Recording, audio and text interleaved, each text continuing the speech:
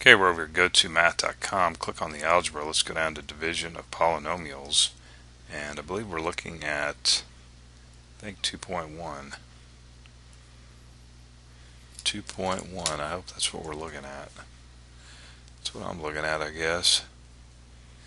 Let's see, we have x squared plus 13x plus 47. That's going to be all over x plus 8. X plus 8.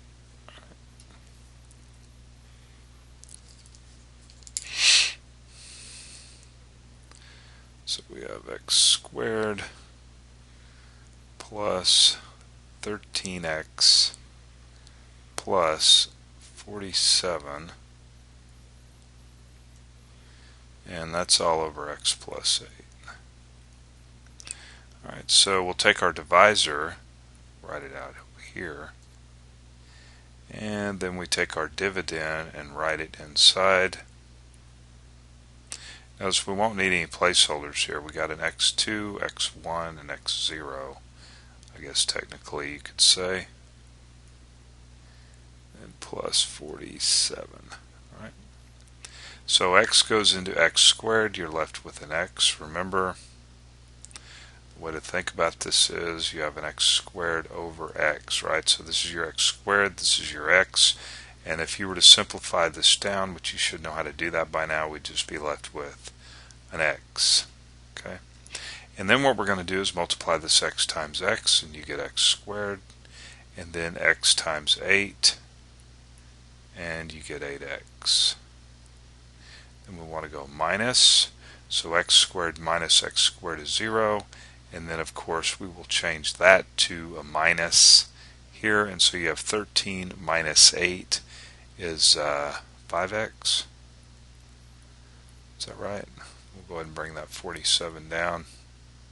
So now we're going to divide x into 5x, and we're going to be left with a 5, and then we multiply 5 times x, you get 5x, and then 5 times 8, you get 40.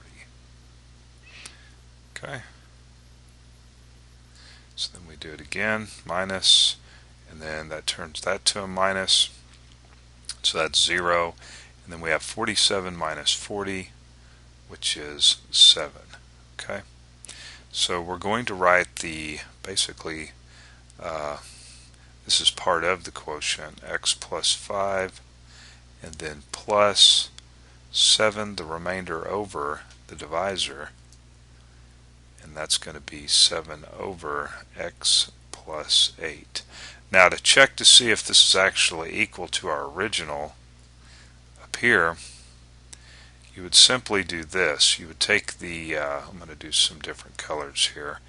You would take the x plus 5 and multiply that by, let's do orange here, x plus 8, and then plus 7 over, so you're getting a common denominator here.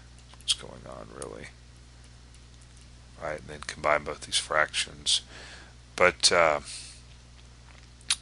when we multiply this piece out right here, we have x times x is x squared, and you've got 8x, and 5x is 13x. So we have x squared, and then of course you can't see it on the screen here, but we would have 13x, and then 5 times 8 is 40, then plus 7, you have 47, and of course your denominator is x plus 8. So you know you've done it correctly. Okay, so x plus 5 plus 7 over x plus 8. There's reasons why we want to go from here to here, and in some higher mathematics it's extremely important that we're able to go from here to this situation right here. There's several sections in calculus when we're taking derivatives. Makes things a whole lot easier. And maybe I think we're doing integration too. I'm trying to remember. Anyway, let's go back over to the page. Let's take a look and make sure that everything's good. We have x plus 5 plus 7 over x plus 8. And that's what we got. Okay. So over here, go to math.com, getting a